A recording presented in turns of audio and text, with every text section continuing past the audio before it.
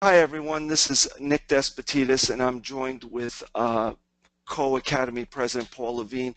Paul, thanks so much for joining me.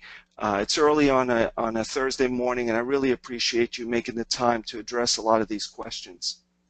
Well, thank you for inviting me to participate in this. I think it's great. I think it's important for our members to be able to ask these questions, and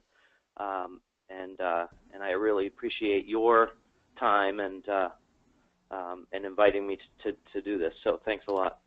You're very welcome. I appreciate it. This question comes from Lyly Ung. Again, I've corresponded with Lily through email, but I don't know her well, but I liked her question very much. I asked her to tape her question, so I'm going to play it for you, and then Paul and I are going to attempt to give you our insight. Hi, Paul and Nick. This is Lyly Ung. My challenging question to you is, what do you find is the most effective way to get successful ortho-K patients to come back for their annual eye exam and their annual ortho-K evaluation when they don't have any ocular or visual complaint with their current ortho-K lenses? Thank you. Yeah, Lily, this is a great question. We've answered it. A few members have asked this question, but I wanted to give you the respect of giving you our insight. Paul, do you want to summarize some of the key points in getting patients to come back if they're not having visual symptoms? Yeah, well, I think the first most important thing you're going to do is you're going to pre-appoint these visits anyway. So if they don't come back, now they're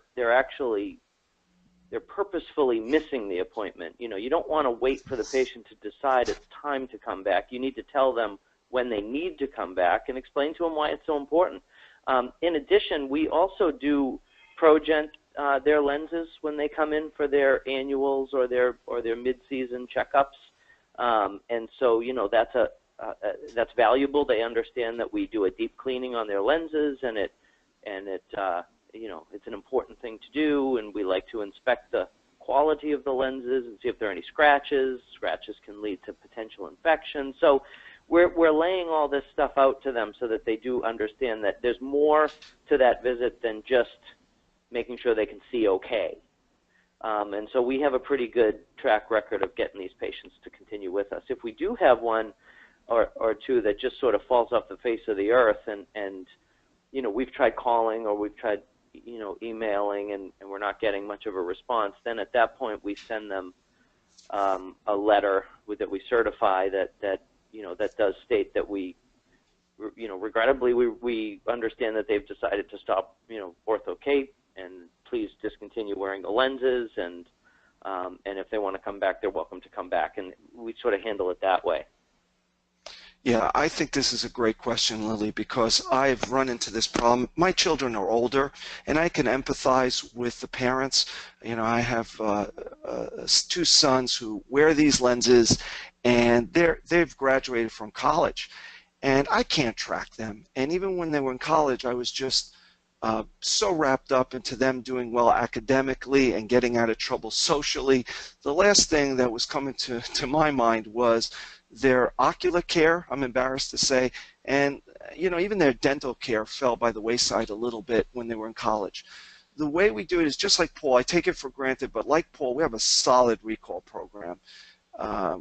This is something that I learned from Gary Gerber years ago, and we really are tight with our recall, but they still fall off the face of the earth, like Paul said. So what we do is we make them sign at the INR several consent forms that I got from our academy meeting in the boot camp. So I encourage everyone to get hold of these and come to the boot camp. I also have included a summary from the CDC that says sleeping with your contact lenses makes you at a higher risk for infection and vision loss. And I thought this was really smart because now I've laid the groundwork to say, listen, you are taking a greater risk by sleeping with your contact lenses. That risk is minimal with good follow-up care. So we send them a letter. We make sure that we track these people at year 2 or beyond. Their alarm goes off and we start emailing, calling. I have a dedicated person assigned to this, and the last resort is the certified letter, because that's where it either legally we have something that we reached out, but a lot of times that's really where we've alienated the patient, whether we want to or not. So Lyly, the answer is basically you have to be diligent in catching them the minute they start to be delinquent. You have to do two things. You have to tell them why they have to come back, and we use the CDC summary. And number three, I think there has to be a financial penalty, and my staff was right. In other words, if there's more than 3 years, even if they come back, they'll have to be refit. And so the combination of why should you come back, and there is a penalty if you don't come back after year 3, we start the process over. That really hasn't stopped totally, but certainly slowed down this people falling by the wayside, especially during the college years. So thank you so much, Lyly, for asking the question. Hopefully we'll catch up during the meeting. Paul and I obviously will be there, and we're happy to discuss this further. Yeah, I want to just add one quick thing to this, Nick.